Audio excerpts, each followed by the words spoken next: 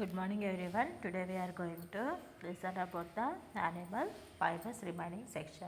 Once again we recall what we discussed in the last class. We discussed in the last class stall 1 and stall 2.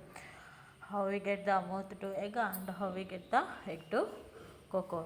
And also how the story will be started. What happened one day, Nilima went to the flower garden to pluck the flower with her friend Reshma. And suddenly shouted the Nilima. Why? Because the caterpillar travelled on her dress. So Nilima was shouted and Reshma threw it away and explaining how the caterpillars are useful to us. And all the caterpillars are not dangerous. Caterpillars are very useful to us. We are getting the fiber from the caterpillars only, explaining Reshma to Nilima how we are wearing, which type of dresses we are wearing. We are wearing the cotton dresses, we are wearing the silk dresses, and also sweaters which are made from the wool. So these fibers we are getting from the animals and plants. So then Nilima gets surprised. We are getting the fiber from the animals. How we get the fiber from the animals, and also Reshma explained which type of animals and which type of plants are giving fiber to us. Which type of plants? Tell me, children. Which type of animals? Cotton, jute, gongura, coconut plants fibers are useful to make the different kinds of fabrics. In the same way, we get the fibers of the silk and wool from the animals also. Next is explaining the story of silk, how we make the silk from the silk fabrics, and also how we get the silk. So they went to the sericulture and they visited the stall one. What is the stall one? Moth to egg. And who are organizing this stall one? Fatima. And also Fatima's father working where? In the seed growing center. Here seeds means the silk moth eggs. Here you have to observe two pictures are there. The one picture will be looks like say butterfly diagram, and also one picture will be eggs. That eggs will be called as the silk moth eggs. This is silk moth. What is the picture in the butterfly diagram? The diagram will be called as the silk moth. Where we get this silk moth from the caterpillar. So these eggs will be called as the silk moth seeds, not eggs. So these seed growing in this seed growing center, who was working? Fatima's father. So this is how we get these eggs from the silk moth. We get the eggs from the silk moth by keeping the silk moths in the separate cells or grills in the separate rooms. Then it will be takes the separate place and it will be lays the eggs. One silk moth will be gives the how many eggs? Around 500 eggs. After it will be die. So silk moths are also called as the chilkalu, and also Padma's father will be called as the different name. What is the name? That one? Herbe. Bombay Murray. Bombay's Murray. So how we protect that silk eggs? By keeping the paper or cloth, we protect that silk eggs, silk moth eggs.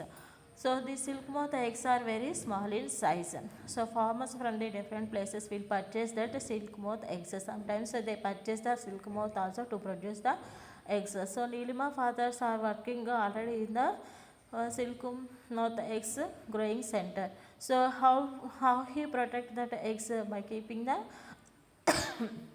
papers and cloths. They protect that silk moth eggs. So after laying the eggs, the silk moth will be die. They collect that eggs and they keeps the eggs in the separated tray by keeping the paper. So they feeds the mulberry leaves to. So where they see the big silk growing center, silk moss growing center, where Horsley Hills in Chitturu district, said Fatima. So after stall 2, they went to the stall 2. Stall 2 organized by Rahman. He also introduces himself, and here you have to observe how the feeding of the silk worms. These silk worms will be also called as the larva. The small worms will be called as a larva. What is the food for that one? Mulberry leaves. They feeds the mulberry leaves to grow up the silkworms into the cocoon. Here you have to observe what is the start to egg to cocoon. After the egg, next state, what is that one? Silkworms or larva. They feeding. What is the food for them? Mulberry leaves. So where from Rahman? Rahman from the West Godavari. How much silkworms they get per year? They get the silkworms 5 to 6 harvest of worms. Next, and also grandfather and also father, brother of the Rahman also working in the same farm. So they have the 2 to 3 acres mulberry leaves production plantation, and also grandfather brought the mulberry twigs from the Palamuru, Chittoor districts. Next, so how they get the cocoon from the silkworms? By placing the silkworms in the mulberry leaves. They eat the leaves day and night to grow up in the hygienic condition and proper light. They grown up. After 30 to 35 days, they stops the eating mulberry leaves and they becomes the caterpillar, and they choose the particular place and they move the mouth side to side and releases the some fiber substances, and also it mixed into the air and heat, it will be become strong, that which releases the substance, the fiber like that is used to net to make the net to cover the body of the caterpillar. This one will be called as the Pattukailu or cocoon. So before the 2 to 3 weeks, after 2 to 3 weeks, when it becomes a Pattukailu, after 2 to 3 weeks, it will be becomes into a butterfly and it will be comes out and fly away. Because of that, what happened? It will be cut into the pieces. The cocoon will be cut into the pieces. By cutting the pieces, it will be comes outside. Which one will be comes outside? Butterfly will be comes outside. Because of that, we won't get the thread continuously. Because of that, the farmers will get the loss. So before 2 to 3 days, the cocoon will be removed from the trays and also their places. So and it will be stiffling. By process of the stiffling, they will get the diet of the larva. So they get the continuous thread. Now how many feeds they get the thread? They get the thread 3 to 18 feeds by the stiffling process. By stiffling process, they will be gets the cocoon. The stiffling helps to store the cocoons for a long time also. These cocoons are kept in sealed bags and sold at the cocoon market. If not stiffed, we sell them off within a week. We sealed that one with a protect the for the year, but not sealed, we sell them within a week only. So where we have to sell that one cocoons? Hindupuram, Madanapalli, Dharmavaram, Kanderi, Palamnuru, Raichoti and Hyderabad. This is about the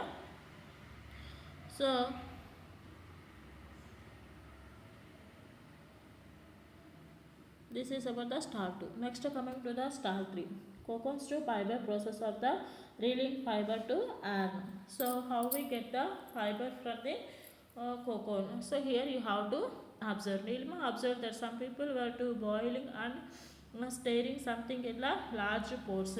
So here you have to observe in the large pots they are boiling the thread and they are making one hand thread and they are boiling the cocoon which we get from the silk moth. So that cocoon will be boiled and one side they are getting the thread. That thread will be rolling into the rolling machines. A person stood in the corner explained about the process of obtaining fiber from the cocoon. I am Prashant from the Sadnagar of the Mahbub Nagar districts. I work in the reeling center. So here we have to observe how the thread will be rolled into the reeling machines. The persons which one explained this one, Prashant from the Sadnagar of Mahbub Nagar. So districts. So here you have to observe how the thread will be rolling by the rolling machines. So these rolling machines will be called as the rollers or twisters. So Nilima was cocoons being boiled in water. She was shocked and uttered, "Hey, what are you doing?" Here she observing wow, some people are doing boiling. So she shocked and asked to them what they are doing. So what they are doing, they are boiling the cocoons to get the silk fiber. We are boiling cocoons to get the silk fiber. Caterpillars of silkworms spin fibers, which is mainly made up of two types of protein, sericin and fibrine, and is very strong. The cocoons have to be boiled to loosen the fiber to be able to reel it. So they are said what they are doing. They are doing the boiling of the cocoon to get the silk fiber. So obtaining silk fiber from the cocoon is called the reeling. It is done with the special machines called reelers and twisters. Here you have to see obtaining the cocoons from the machines. That special machines will be called as the reelers and twisters. Here you have to observe. Next. The process also called as a reeling. The silk fiber is carefully collected from the cocoons and nearly 3 to 18 of such threads are wound together to make yarn from it, which is reeled. This yarn is cleaned, bleached and colored. So what happened to this yarn? How we can get this the fiber yarn from the machines, reeled machines? We get the fiber. How many inches? 3 to 18 threads. We took that to make yarn from the each. And also we get the clean that one and also bleach that one and also we color that yarn. The yarn is ready to be woven into a variety of designs, fabrics or looms. You can see reeling centers at Nandikotkuru, Hyderabad, Karimnagar. We have to see this reeling centers in the Nandikotkuru and also Hyderabad and also Karimnagar. So next. Next stand for reeling to weaving. Nilima was handlooms at one corner of the exhibition and talked with the persons displaying it. Namaste, I am Bhupati, belongs to Pochampalli Silk City of Andhra Pradesh.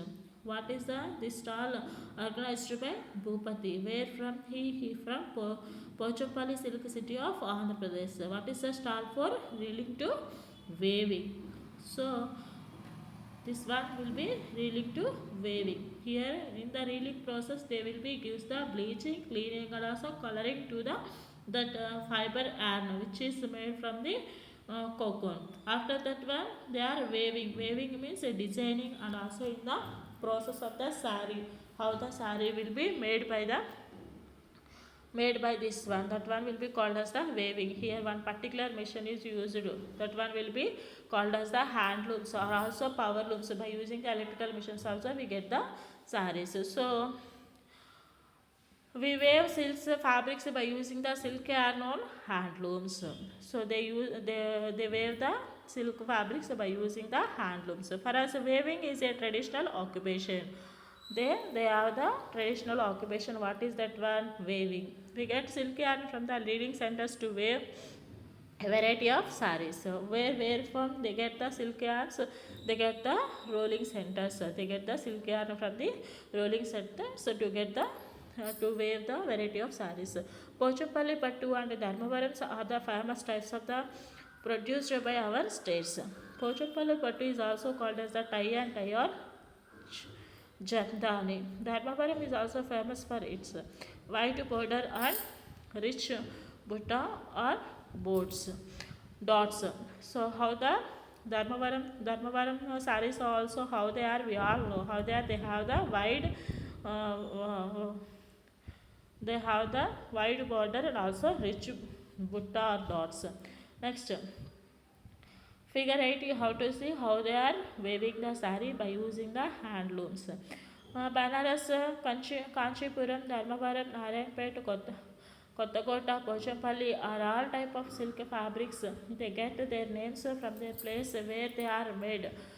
You may have also heard the names of Tazar silk, Moga silk, Kosa silk, Herai silk. It is as you went through different stalls here.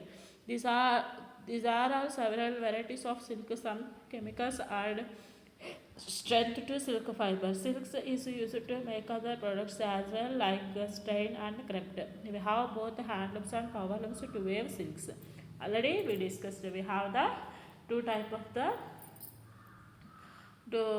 handlooms and powerlooms to weave the silks. And also the places where we are getting the silk, they give the names that one. If we get the silk from the Banaras, that one we call as the Banaras silk. Where we get the silk from the Kanchipuram, we get the name that one Kanchipuram silk. Like that, they get the names from their places. Nilima was filled with the wonder and delight about the fabrics of her silk frock. She tried to make a flow chart of the life cycle of the silk moth to try to help her. After listening all this, Nilima get wondered, and also she draw a life cycle of the silk worm or silk moth. Here you have to see, already we discussed about this life cycle of the silkworm. Here you have to see one butterfly diagram is there. That one will be called as a silk moth. From the silk moth, what we get? We get the eggs. That one will be called as a silk moth seeds. So after laying the silk moth seeds, what happened to the silk moth? The silk moth will be die.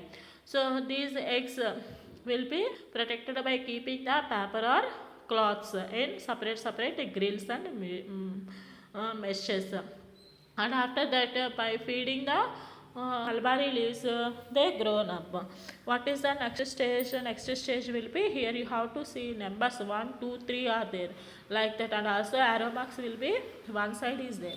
So here you have to see what is the second position. Second position will be larva position. That means the small silkworms. By feeding the mulberry leaves, they will be grown up.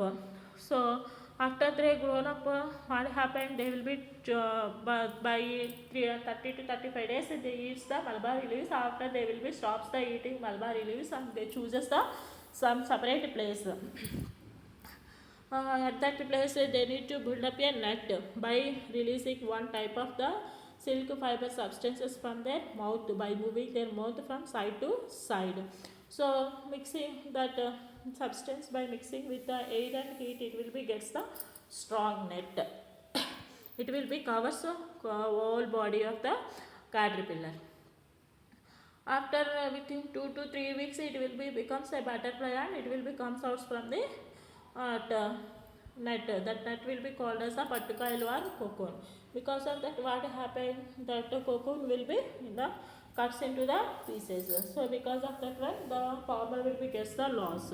So without that one loss, they removes before the 2 to 3 weeks. The stage of the silk moth, they removes the cocoons before, and also they by stippling process. That means by steaming 10 to 15 minutes, they gets the dye of larva inside the cocoon, and they get the cocoon. By boiling the process of the cocoon, they get the thread. By the thread will be end to end rolled by rollers. That rollers also called as the thrusters also. So the thread will be how much inches? The 3 to 18 inches thread we get from that cocoon. After that thread will be bleached, colored by using special machines. After that waving, by using the waving from different places from the Andhra Pradesh, Kanchipuram silk or Banaras silk, like that they will be gets the names from their places where they will be waves. By waving we have the two type of machines, handlooms and also power looms also we have. So this is the life cycle of the silkworm. Also we discussed about this one.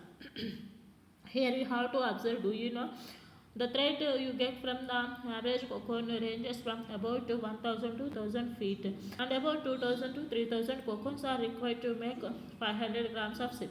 That is about 50 lakhs feet or more than, and also 100,000 million miles. That, so here you have to imagine children, so the world all we are wearing the clothes, how much of the silk, how much of the cotton, how much of the wool we need to wear our dresses, arrange our dresses. So here you have to observe how much of the thread we need. So that's not all people involved in the process of suffer from skin as well as respiratory problems due to continuous handling of the silkworm and the silk fibers. Imagine how many people are working in this to give us cloths, so the people will be suffered from the silk skin skin rashes or skin problems and also respiratory problems. This is about the stall 1, stall 2, stall 3 and stall 4. Next class we have to discuss about the story of wool. Children, all of you understood, I think. All of you draw this chart in your classwork notebook also and also in homework notebook also. Life cycle of the silkworm. Thank you everyone.